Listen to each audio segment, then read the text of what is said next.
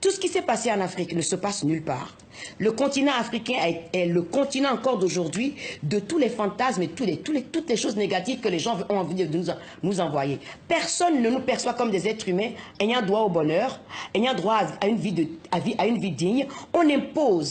On impose des choses sur les citoyens africains sans leur demander leur avis, bien sûr avec la complicité de nos dirigeants. Mais la question que moi je me pose, après toutes ces années de voir tout ce qui se passe, quel est l'accord qu'il y a entre les pays et les pays africains et les pays qui nous ont colonisés pour que nos dirigeants soient dans les capacités de gérer leur pays, de construire des infrastructures, d'avoir une économie de marché qui permette aux jeunes de ne pas être dans les bateaux qui arrivent dans la Méditerranée que les jeunes meurent. Comment est-ce qu'on crée de l'emploi? Comment est-ce qu'on investit dans nos pays? Pourquoi on n'arrive pas à le faire? Et cette question, la personne ne la pose jamais. Pourquoi est-ce que les pays francophones n'ont pas de monnaie? Moi, je ne sais pas les tenants et les aboutissants. Ça, je ne sais pas comment cette monnaie est arrivée. C'est de l'euro pur qu'on nous impose dans un pays pauvre. Moi, cette problématique de monnaie, je l'ai su. Je l'ai vécu directement. Mon père qui a travaillé pendant 45 ans à la Poste, il n'a jamais été hors la loi. Il a toujours fait les trucs réglo. Mon père, il est réglo. Ce qui doit être fait, doit être fait. Il a sa retraite. Il y a quelques années de ça, la France a décidé de dévaluer le CFA. Et qu'est-ce qu'il arrive? Sa pension de retraités qui n'était déjà pas énorme, a été divisé en deux. Il n'avait rien à dire pour se plaindre à personne, c'était comme ça. La France a décidé de dévaluer la monnaie et vous le bouffez comme ça. C'est-à-dire qu'il y a un sentiment d'injustice qu'on ressent beaucoup en Afrique. Et moi, ma peur, je suis contre la violence. Il n'y a aucune raison, il n'y a aucun argument pour moi ne peut justifier la violence et la haine. Mais il est temps qu'il y ait un minimum de justice dans la façon de gérer les affaires. Angélique Kidjo, comment est-ce que vous qualifiez aujourd'hui la relation entre la France et le Bénin, entre la France et l'Afrique de l'Ouest?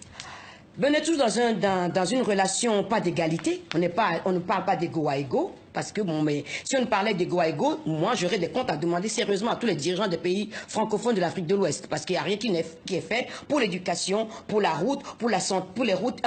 Si c'est comme ça, on a un problème en Afrique et il faut que nous, les Africains, on gère. Ce n'est pas les autres qui géreront nos problèmes. Ça n'évolue pas? Moi, j'ai pas encore vu d'évolution au niveau des relations politiques. Mais à l'intérieur du pays, de tous ces pays, il y a une jeunesse qui avance, qui a envie de faire des choses. Et il faut qu'on laisse les jeunes revenir investir dans leur pays, que tout ne soit pas bloqué, parce que tout est fermé de partout. Il faut qu'on arrête de faire ça. Parce que si la France veut lutter contre l'immigration, c'est à aider les pays à créer de l'emploi chez eux. Si les gens ont des emplois chez eux, ils ne viendront pas en France, ils viendront en vacances dépenser des sous et repartiront. Angélique, un chiffre maintenant, 4,5 milliards. En 2100, 4,5 milliards d'Africains peupleront la planète contre 1,3 milliard aujourd'hui. Et puis ce pourcentage, 40%. En 2100, 40% de l'humanité sera africaine contre 17% aujourd'hui. Des études scientifiques parlent de bombe démographique au Sahel. Alors je voudrais qu'on écoute aussi ces mots du président Macron au G20 en juillet dernier à Hambourg. Le plan Marshall que vous voulez pour l'Afrique, c'est aussi un plan qui sera porté par les gouvernements africains et les organisations régionales. C'est par le biais d'une gouvernance plus rigoureuse, de la lutte contre la corruption, d'une lutte pour la bonne gouvernance, d'une transition démographique réussie. Quand des pays ont encore aujourd'hui 7 à 8 enfants par femme, vous pouvez décider d'y dépenser des milliards d'euros, vous ne stabiliserez rien. Alors ces mots ont beaucoup choqué, ils vous ont choqué? Moi, quand je l'entends parler, j'entends un père qui est en train de faire la leçon de morale aux autres. C'est tout. Moi, ça ne m'intéresse pas qu'un président, où qu'il soit, d'où qu'il vienne, dise à des millions de gens ce qu'ils doivent faire dans leur chambre à coucher. On ne dit pas aux Français combien d'enfants vous allez avoir. Pourquoi est-ce que les Africains n'auraient pas le droit d'avoir 6 ou 7 enfants? C'est leur responsabilité. Et c'est vrai. D'ailleurs, le chiffre, c'est 5, hein, là, au moins. Tandis que les gouvernements africains doivent investir. Et ils parlent de corruption, mais qui corrompt qui?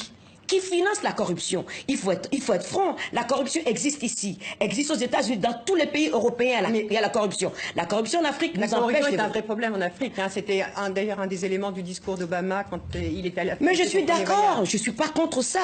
Mais qui corrompt qui? Trouvons les acteurs de cette corruption qui maintiennent les hommes politiques au pouvoir, les dictateurs qui les maintiennent au pouvoir et qui les financent. Qui c'est qui les récupère quand ils sont plus en... Qui c'est qui les protège une fois qu'ils sont plus au pouvoir? Et ils peuvent partir avec autant d'argent qu'ils veulent. Mais attendez, c'est quoi cette hypocrisie-là? Angélique Kidjo, Emmanuel Macron, il parle d'un plan Marshall. L'Afrique, elle a besoin de quoi? De réparation à cause de l'esclavage, de la colonisation? Est-ce qu'elle a besoin d'aide au développement ou est-ce qu'elle a besoin d'investissement? C'est trois choses très différentes. L'aide au développement, on a vu comment ça s'est passé. L'aide au développement n'a rien changé.